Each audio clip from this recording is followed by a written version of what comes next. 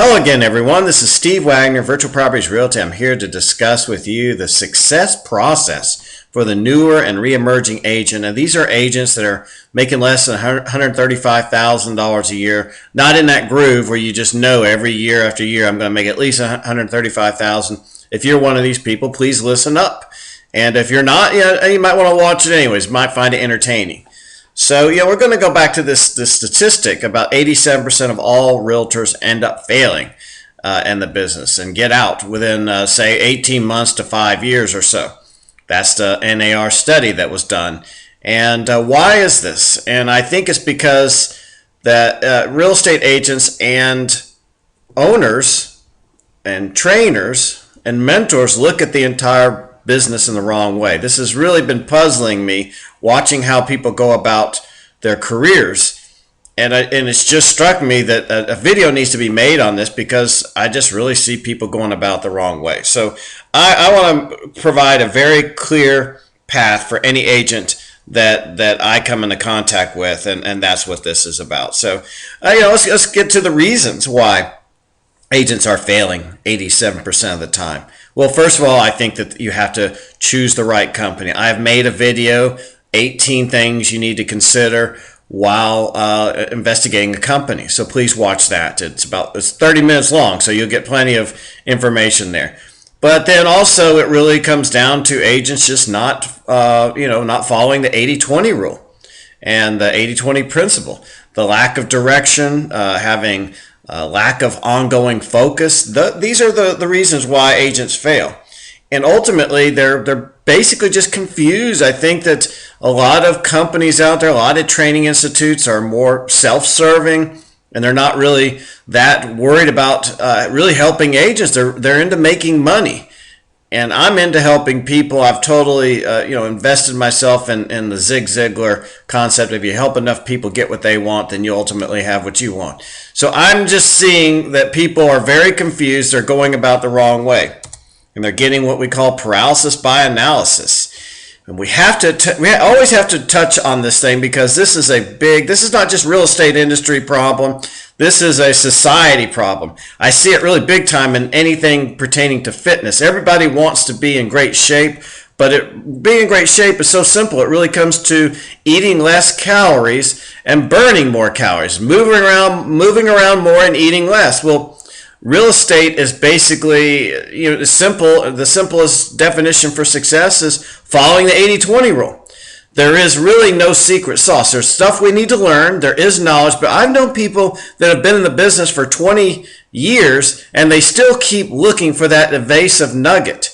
And so don't be fooled by companies or individuals or anybody that tries to tell you that, hey, I've got the secret sauce over here. If you come over here, the secret sauce also is investing your time and money properly. That's it. Don't waste your money. Don't waste your time. So, you have to gain momentum. This is when I see an agent in the business, all I'm worried about, I can hope these people can just get that momentum going. And then we can worry about the next problem is they have so much momentum, they're having a hard time having a life, in addition to real estate. But it's all about kind of gaining that momentum. And, so focus on gaining momentum, not on perfection. Tony Robbins has a quote that says, people who succeed have momentum, of course. The more they succeed, the more they want to succeed. And the more they find a way to succeed, the more they find a way to succeed. Similarly, when someone is failing, their tendency is to get on a downward spiral that can even become a self-fulfilling prophecy. So it's all about getting momentum. And look at that picture on the right where the guy's kind of pushing that boulder. Sometimes I look at agents starting this business and I say, it's just so hard in the beginning to get that momentum. But trust me on this. Trust me. Is once you get that momentum, it just seems like it gets so much easier. So an object in motion, a career in motion, will stay in motion until it meets a resisting force. And you're going to have to be that force. And it's hard to do. So keep pushing forward. It's kind of like a snowball rolling down the hill. It takes momentum to build, but then the more the ball rolls, goes in the right direction, it just keeps getting bigger and bigger. And again, I find myself coaching two different people. The person trying to gain momentum, the frustration with that and how hard it is. And then the people that are like that downward rolling snowball, they're like, oh, I'm working 7 days a week. I need a life. So just understand, all the people that are in the problem number one, not having the business, are saying, oh, I wish I could have that. But believe me, it's just as frustrating. And that's where we have to get into the phases of developing your real estate career. Right now, don't worry about managing your life. And that's part of the problem, is they try to get you in classes that are managing your life, and you don't need to worry about that, right? You just need to get that momentum going. So also just understand, you're going to have to, a lot of agents are just very confused about this. In order to attain something of a greater value, and that's sales, and that's customers, one must be willing to give up something. And sometimes I see agents failing, and I go, hey, what are you exchanging? What are you investing? What are you utilizing to succeed? And they look at me puzzled, and it takes them a while to figure that out. I talk more about this in other videos, but just kind of be thinking about, what are you willing to sacrifice to get from where you are now to where you want to be. So ultimately, the agents get out of the business. They fail because they run out of time, they run out of money, they don't anticipate, like a lot of people starting businesses. I hear all the nightmares about restaurant business. People don't understand how long it takes to build a business, and they think they're just going to jump in and start making cash immediately, and it generally doesn't work out that way. So just, I want to go through this real quickly. My pet peeve in the industry is that training seems to be, doesn't seem to consider there are basically 5, maybe even 6 phases. This is my evaluation. I could have broken it down into maybe 6, maybe even 7 phases. But I kind of have phase 1 being from 0 to 135,000, and then phase 2, 135 to 300K, and go on. I don't see the point in keep going up, but up to phase 5 is over $1 million. Well, we need to focus most of our training on phase 1. Each time, just to make sure you understand this, it requires specialized training at each phase. Well, most of the training, from what I'm seeing across the board, they have you going into classes, and you're going over all 5 phases. You got new agents going over phase 4, phase 5, phase 3 stuff, confusing the absolute daylights out of them. So I think that training needs to be focused on phase 1 when you're in phase 1. Okay, so that's phase 1. How did I come up with that figure? 20 sales at $225,000 average, 3% co-op. That's going to be $135,000. So the point is, let's go back. 20 sales is not going to cause you to really have to take your business plan to the next level. It's not going to cause you to have to consider assistance and all these types of things. You have to reinvent yourself after this point, but don't worry about that now. All right, so let's go through the steps. So we're finally at step 1 of the process. You need to go ahead, you've gotten your license, so each company is going to give you a basic checklist on things to get done. I'm starting from the very, very beginning, and it's the basic prioritized agent checklist. That's usually stuff to get done within a week, a month at the most. And you're going to get all the tools and materials you need to do business, and you're going to have a basic training objectives, and it's just going to be, every company has like anywhere from 5 to 20 checklists that a new agent needs to start doing. Go ahead and get that done. Then move to step 2. I'm saying, before you start getting into a business planning, everybody, I was on stage with a lot of CEOs from other companies, and they all said, yeah, you need to get a business plan. And I actually kind of stopped them and said, wait a minute. These are agents that are only doing 2, 3, 4, 5, 6, 7 transactions a year. Why do they need a business plan? And they just look at me puzzled. Why? Because everyone's been telling them that their whole lives. Well, what you need to really focus on right here is a time management system. That is way, way, way more important than a business plan. You just need to take action and start using a time management system. So for the less than $100,000 agent, time management is way more important than creating a business plan. I'm not saying don't take credit. Don't misquote me and say Steve says you don't ever need a business plan. It's useless. No, I'm saying you're not going to really need that till you get, start doing some business. So let's do some business. Understand the 80-20 rule. I've got other videos that go into this stuff more. Understand what time blocking is. Agents don't do time blocking. Time blocking, let me just tell you what it is. It's basically setting an unmovable appointment. Under no circumstances do you move this. Someone calls up and says, hey, let's do this. Even if you're going on a listing appointment. No, I'm sorry, I'm booked in this time. And what is that? What is mostly going to be on that time block? It's going to be prospecting. Okay, understand that eating a frog every morning is, you got to understand what that is. And that's the key to success, is time blocking, utilizing the 80-20 rule, and planning every evening. So every evening you already know what your day is going to be. It's fresh on your mind when you go to bed. You wake up ready to go ahead and conquer the world. So that's it. You really got to, this is just the cliff notes, but you're going to have to establish a great time management system. This is very, very, very important. Almost as important is understanding that you have to create a mindset. You're not born with the right mindset. I look at agents and I say 90% of the agents don't have the right mindset. They may think they do, but I know they do not. So, 80% of your success or failure is going to be determined by your EQ rather than your IQ. What do we work on all the time? Our IQ. We're going to all these classes, learning all this trivial knowledge that makes us sound smart in a cocktail party, but it doesn't really help us succeed in real estate. So I've had many interviews where people are they would not pass very high scores. They would not have garner very high scores in IQ tests.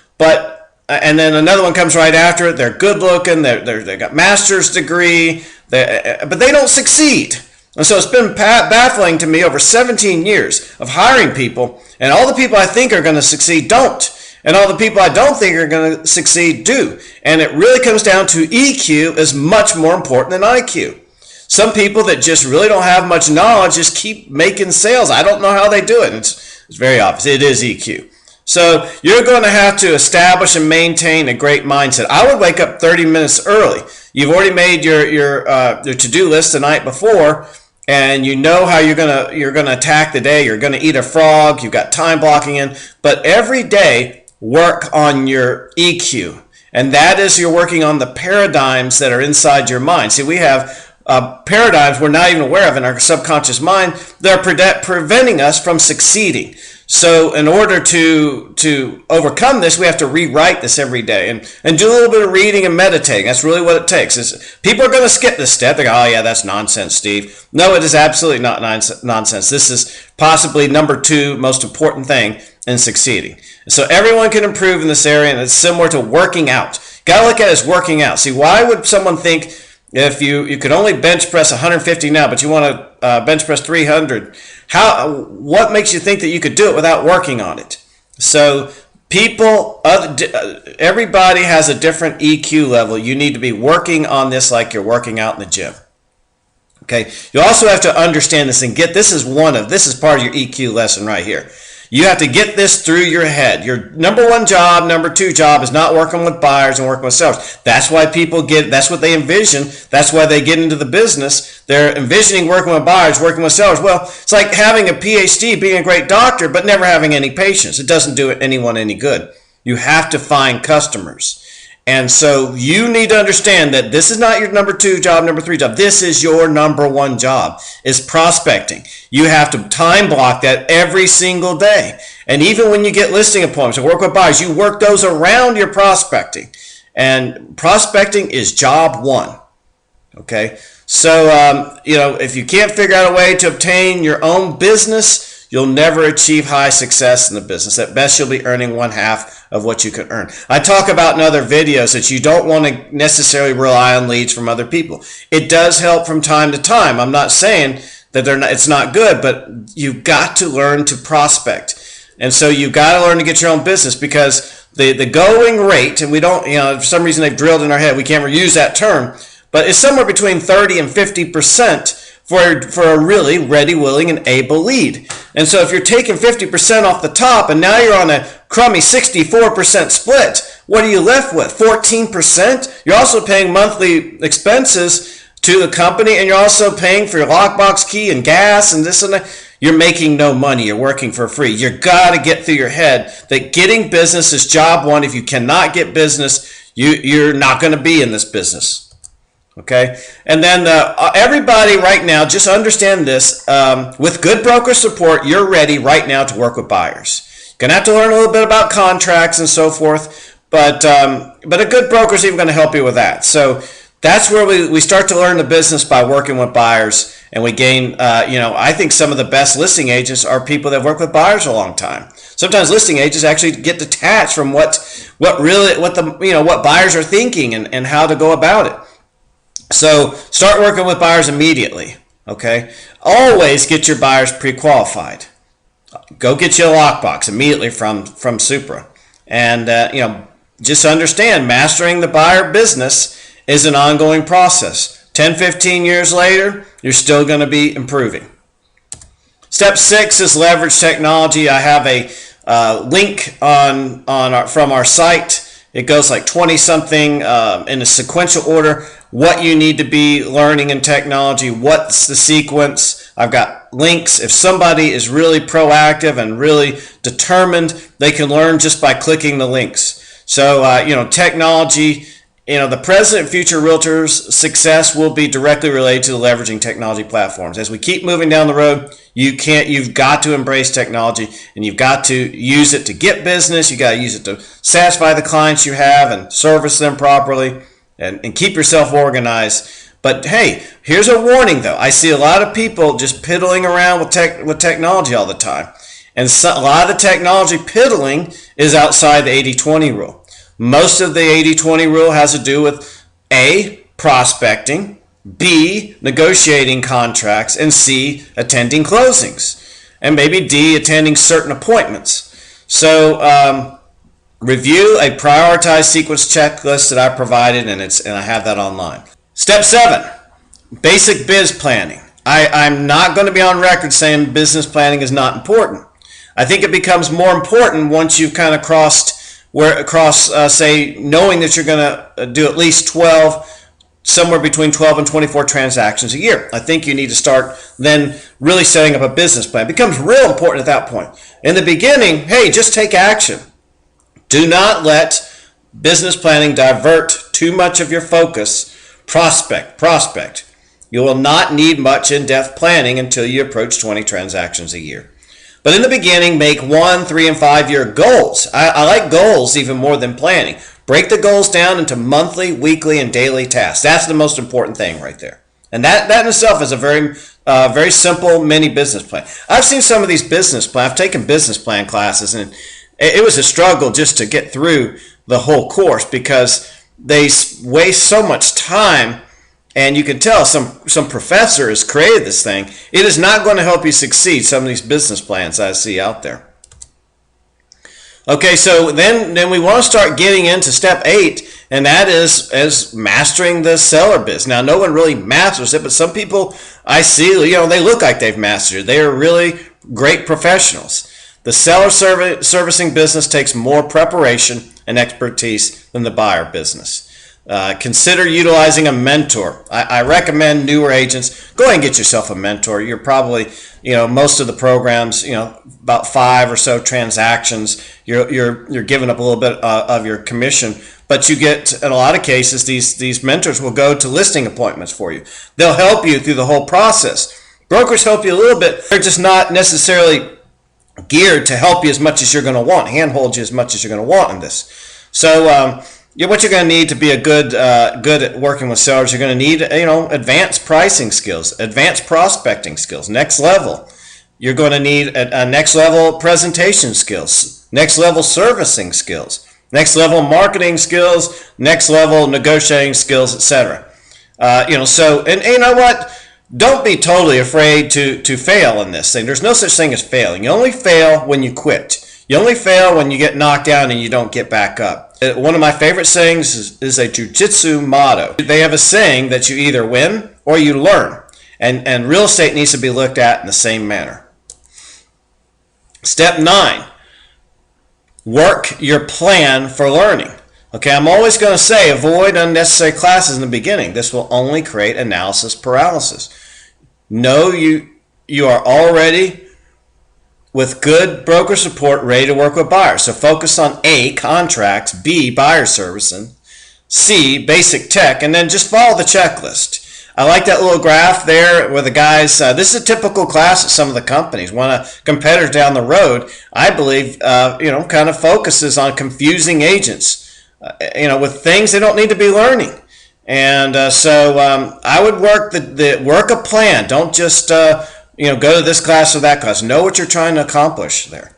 Again, I've talked about considering mentoring. You're getting probably an accountability partner there. There are also just partners that you can use, like in a listing presentation. It looks really good when you say, "Hey, here's my partner," and that partner has maybe 15 years experience. And a good mentoring program is going to give you more confidence. Make sure you know the compensation method for the mentoring program. Make sure it makes sense. Some of them I've seen, I go, "Oh wow, that doesn't make sense."